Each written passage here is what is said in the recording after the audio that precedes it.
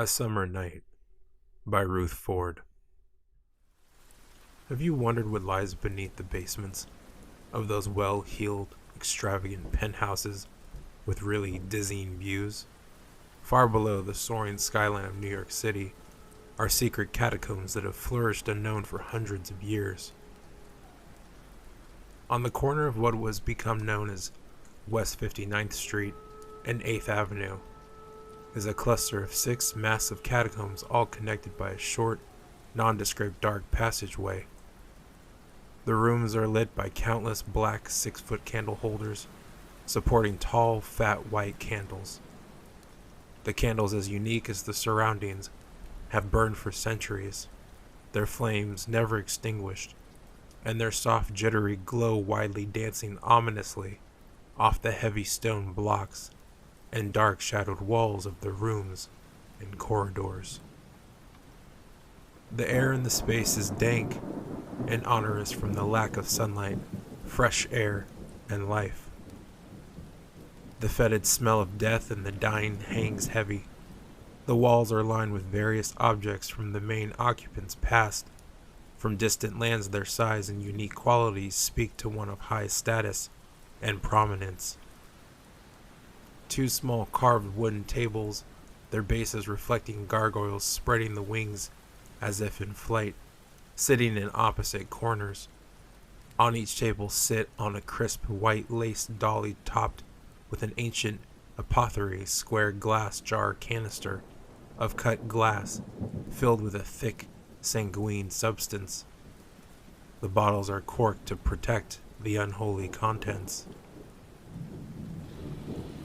The front of the catacombs is a large spaced room with a heavy wooden floor coated with a layer of dust that lifts itself in little swirls around the legs of those passing through, then quietly settles. The corners and ceiling of the room dripped with light, airy spiderwebs in constant motion as if touched by an unseen force. The room is silent except for the infrequent crying or screeching of a frightened, sometimes female, sometimes male, voice calling out to someone, or to anyone, to come and save them. There was always begging, lots and lots of begging. There is never an answer or a savior, only the echoes of high-pitched laughter and silence. Always silence. At the far end of the chamber, 2 wooden steps lead to the base of a large brick and wood wall. The steps lead nowhere yet. It is the only way in and out.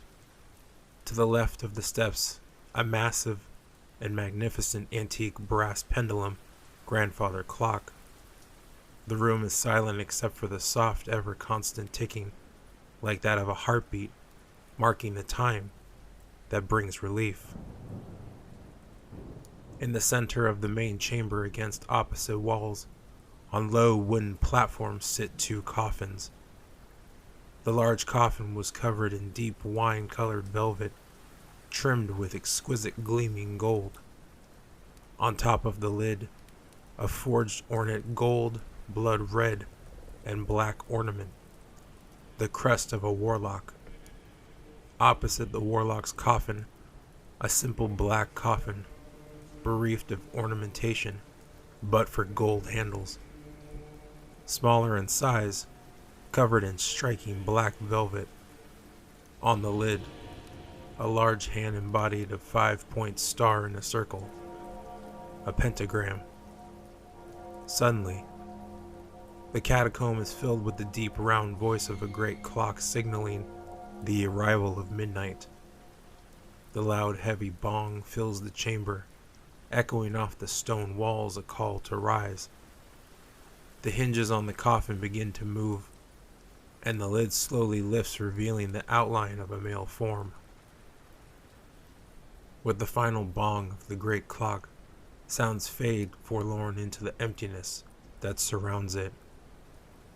The full form of a warlock dressed in a black suit, his black cape binding his body like a cocoon, rises prone from his coffin, levitating, then moves away from his resting place. His body hovers in the air and then begins to turn vertically until his feet are above the floor. Slowly his form lowers soundlessly to the floor, leaving no imprint. Stretching his neck and shoulders, he releases the tenseness and throws back his cape, releasing himself fully of his previous confinement. He is tall and slim with black hair and piercing blue eyes, still a striking man despite his pale, sickly face. Dropping his head back, he thrusts his sharp, thick tongue from full lips. His tongue circles his lips, and he smiles in anticipation. Turning to the black velvet coffin in front of him, raising his hand in seconds, the lid of the black velvet coffin begins to lift, revealing its black underside. Slowly, the form of a woman rises prone from her place of slumber. He watches as a woman seemingly asleep with long black flowing hair, dressed in a long white cotton gown, her feet shod in gleaming blood-red slippers, floats effortlessly above her coffin. She moves towards him, stops, and begins to turn until her feet are above the floor. Her body lowers until her feet touch the floor in silence. Her wide, dark eyes pop open, and seeing him causes the corners of her full lips to lift in a smile. Despite no wind or breeze, the hem of her gown flutters. Her breathing deepens as her gaze intensifies upon his form. Giving her a slight nod, she responds by cocking her head, giving him a Hegelian smile. It is a language only they truly understand.